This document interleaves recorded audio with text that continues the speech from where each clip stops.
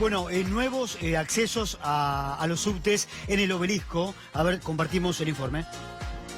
La verdad estamos muy contentos, muy satisfechos con el resultado de la obra acá en Central Obelisco, que fundamentalmente permite mejores accesos a la línea B, C y D y mejor interconexión entre estas líneas para todos los pasajeros, que son cerca de 300.000 que todos los días circulan por esta zona de acá de Obelisco, y además se mejora también la accesibilidad a través de la incorporación de ascensores. Recién estuvimos justamente usando ya uno que está en perfecto funcionamiento acá en la subida de la línea C, que habilita el acceso al andén de la estación Diagonal Norte hacia Constitución, y dentro de 2 meses vamos a tener también el andén, la conexión al andén que va hacia Retiro también de la estación Diagonal Norte. Así que muy contentos con los beneficios que esta obra va a traer para todos los pasajeros. Bueno, esta es una solución a un problema histórico del subterráneo de Buenos Aires, que es la intersección abajo del Obelisco de las líneas B, C y D.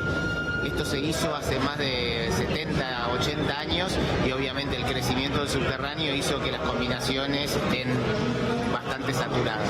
Hoy estamos en un plan de inversiones muy grande que va a permitir mejorar la frecuencia de la D, llevarla, en vez de que esté en 3 minutos en hora pico entre tren y tren como está hoy, a 2 minutos 15, con lo cual esta zona se iba a saturar aún más. Lo que estamos haciendo es generando nuevos accesos y esto nos va a permitir que sea mucho más rápido el intercambio entre los subterráneos en este nodo que mueve 300.000 personas por día. Bueno, y recién lo anunciábamos, los jubilados, los olvidados, en los últimos anuncios que hizo Mauricio Macri el miércoles pasado. Vamos a presentar, hay 2 invitados, está Federico De Marciani, del Centro de Estudios Políticos para Personas Mayores, y Damián Ledesma, politólogo. A ver, Federico, ha ocurrido un hecho que llama la atención. Dante Sica hace unos días anuncia un aumento del 20% para los jubilados, y de la misma cartera, a las pocas horas, desmienten esta información de Dante Sica. Sí, es una medida más que está sucediendo hoy en día de castigo para nuestras personas mayores. Tienen que vivir los aumentos de todo tipo, de los medicamentos. En estos días nosotros volvimos a medir el 14 de agosto y ya al 14 de agosto subieron casi 8%. En la mitad de mes, tomando ese factor, los 50 medicamentos más consumidos por las personas mayores tienen un aumento de casi el 8%. La jubilación sigue estancada en 11.500 pesos.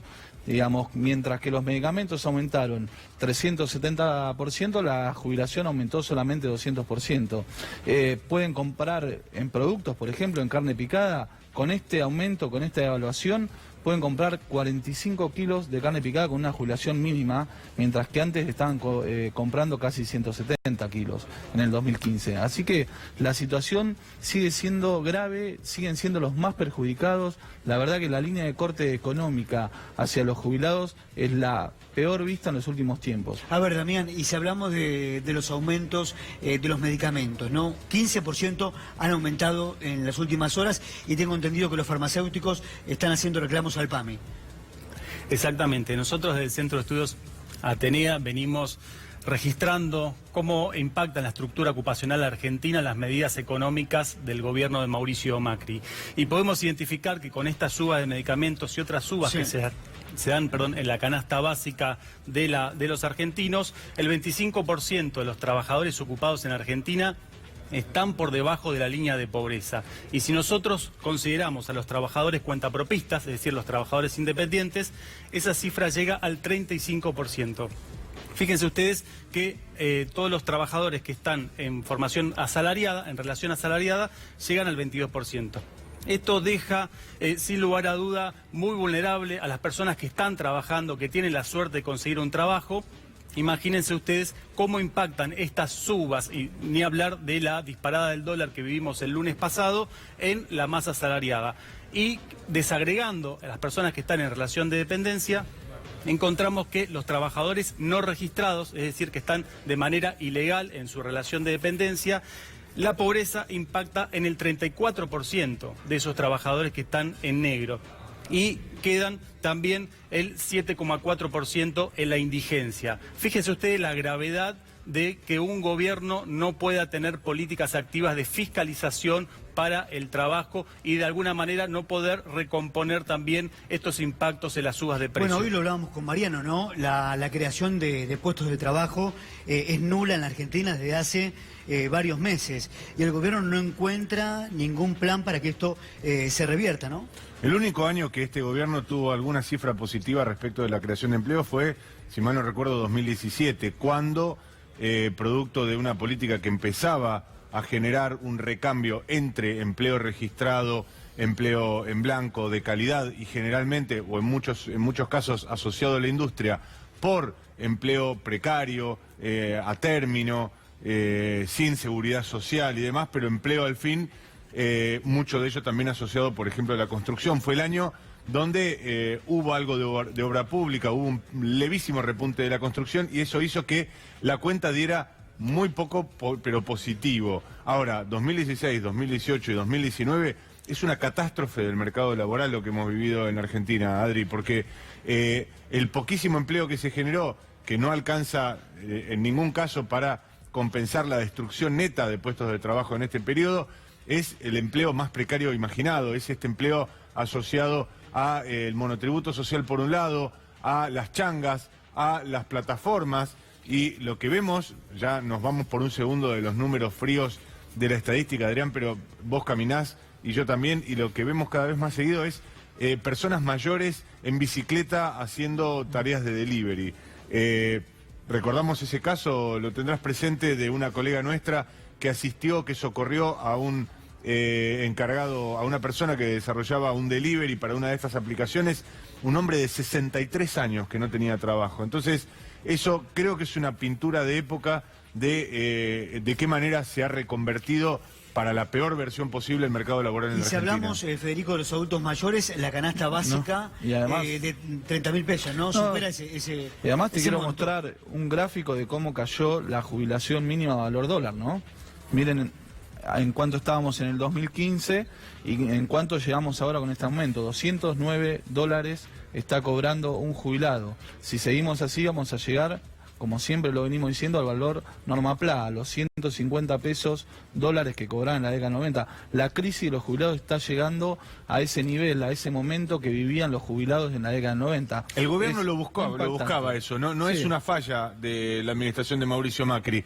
Uno de los primeros planes que confirmaban desde el equipo del exministro de Trabajo, Jorge Treaca, había un interés particular en crear una nueva categoría que terminó siendo la pensión para adultos mayores, que está por debajo de la mínima, con lo cual ya de por sí estamos hablando de una amplísima cantidad de jubilados que están por debajo de la línea de la pobreza. Imagínate los jubilados que cobran la mínima, pero imagínate estos que cobran la pensión Ahora, para El adulto mayor. 64% de los jubilados, casi 4,5 millones de jubilados, cobra la jubilación mínima, 11.500 pesos. Y la PUAN, que bien decís vos, significa el 80% de esa jubilación mínima. Así que ya entran casi en niveles de indigencia nuestras Damián, y personas hoy mayores. si hablamos de los empresarios y si en un futuro van a crear empleo, salió una encuesta el fin de semana, 64% de ellos ya afirmaron que van a reducir gastos y también la plantilla de personal. O sea, la perspectiva es negativa. Exactamente, sí. Cuando el gobierno planteaba que se iban a generar nuevos empleos, nuevas inversiones, porque y para eso había que bajar el costo laboral, lo que sucedió, en vez de lluvia de inversiones, hubo una lluvia ácida sobre la matriz productiva de nuestro país. Fíjense ustedes, con la dolarización de los servicios, con todas las medidas que fueron en baja del consumo y otros elementos más que son totalmente distorsivos para la generación de inversión, como puede ser una tasa de interés totalmente elevada, hicieron que los empresarios no inviertan y que, sin embargo, la flexibilización laboral y los tipos de contratos basuras que nombraba Mariano expliquen el crecimiento de la ocupación en Argentina. Y me quiero detener un poco en la construcción, que es un sector muy dinámico, pero que sin embargo el último año se ha desplomado en 9%, también está generando muchos niveles de pobreza. Son trabajadores que están perdiendo aproximadamente el 9% de su salario en poder adquisitivo. Bueno, los insumos a la construcción han aumentado muchísimo también, ¿no? Exactamente. Fíjense, un peón que recién está empezando en una obra está en alrededor de 21.000 pesos. La ciudad de Buenos Aires establece que la canasta, para no caer debajo de la línea de pobreza, está en 30.000 pesos y 15.000 pesos la línea de indigencia. Si cobras menos que eso, entonces sos un trabajador pobre. Y la grieta de que tanto se habla se explica con los 9 millones de personas que están dentro de la población económicamente activa que tienen problemas de empleo. Nosotros, junto con el exministro de Trabajo, Carlos Tomadas, y otro centro de estudios, hemos determinado que, según las estadísticas oficiales, más de 9 millones de argentinos y argentinas tienen problemas de empleabilidad.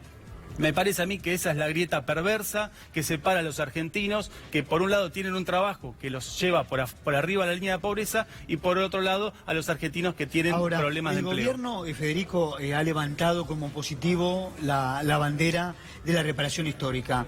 ¿Fue una estafa? ¿Qué significó la reparación histórica? Fue una defraudación histórica. ¿Por qué? Las dos, la reforma jubilatoria y la reparación histórica, las dos. Primero porque, además de aumentarle la edad jubilatoria a las mujeres, ¿no?, establece la PUAN. Y además también permite que en el Fondo de Garantía vendan ciertas acciones que ya lo hicieron. Por eso los niveles del Fondo de Garantía de sustentabilidad son cada vez menores, ¿no?, comparado a lo que se dejó en el 2015. Y segundo, porque con la reforma jubilatoria, por ejemplo, perdieron el 20% en el 2018 los jubilados, entre lo que fue la inflación del 48% y su ingreso, que fue 27,5 aproximadamente. Ahora, no deja de sorprender que este gobierno que produjo esta reforma jubilatoria, el cambio en la movilidad jubilatoria, que impulsó la reforma previsional, siempre en desmedro de los derechos de los jubilados, que creó la pensión universal, hable todavía como argumento de campaña de otra reforma previsional. Hoy el gobierno dice, en función de lo que estamos conversando con el FMI, es muy importante que vayamos a una reforma previsional. ¿Por qué? Bueno, porque básicamente es el perro que se muerde la cola. El gobierno dice, bueno, cada vez hay menos recursos para sustentar, cada vez hay menos plata que pueden aportar los trabajadores activos para financiar el sistema jubilatorio. Lo que no dice es que es el propio gobierno el que, con su modelo económico, es el que está privando de recursos a la seguridad social. Ni una sola medida a favor de los jubilados, ni una sola. ¿Por qué no le dieron bono el año pasado? Los únicos que no recibieron un bono fueron los jubilados. Ahora, en los anuncios del gobierno, los únicos que no recibieron ningún anuncio fueron los jubilados. ¿Qué pasa con los jubilados? ¿Qué les molesta? Es como dijo el FMI, que viven demasiado. La esperanza de vida del hombre en la Argentina es 73,8. Y con la reforma a los privados la lleva a 70 años la posibilidad de jubilarse. Si hacen otra reforma más, ¿cuánto quieren que trabajen? ¿Hasta que se mueran? Bueno, en todo caso, lo que no debería sorprender es entonces al presidente, cuando se ve enojado por el voto, el revés electoral en las primarias, debería pensar un poco en este tipo de cosas, ¿no? Es decir, en la defraudación a la confianza con los electores que representó la cantidad de promesas que hizo el presidente sobre los adultos mayores, y el modo en que no solamente una cosa es no cumplir las promesas electorales, cosa que muchas veces los argentinos terminamos acostumbrándonos, pero otra cosa es el ataque sistemático sobre un sector, y me refiero a los adultos mayores, a los jubilados, quienes eran de alguna manera parte del soporte y la base electoral del gobierno. La destrucción del empleo es tan grande que ya uno aventura a decir lo siguiente, ¿no? La cifra de desempleo en Argentina alcanzaría los 2 dígitos. La próxima medición, ¿cuándo vamos a conocer este resultado? Bueno, los microdatos de la DPH para el primer trimestre del 2019 están próximos a salir, pero tenemos una desocupación de 2 dígitos.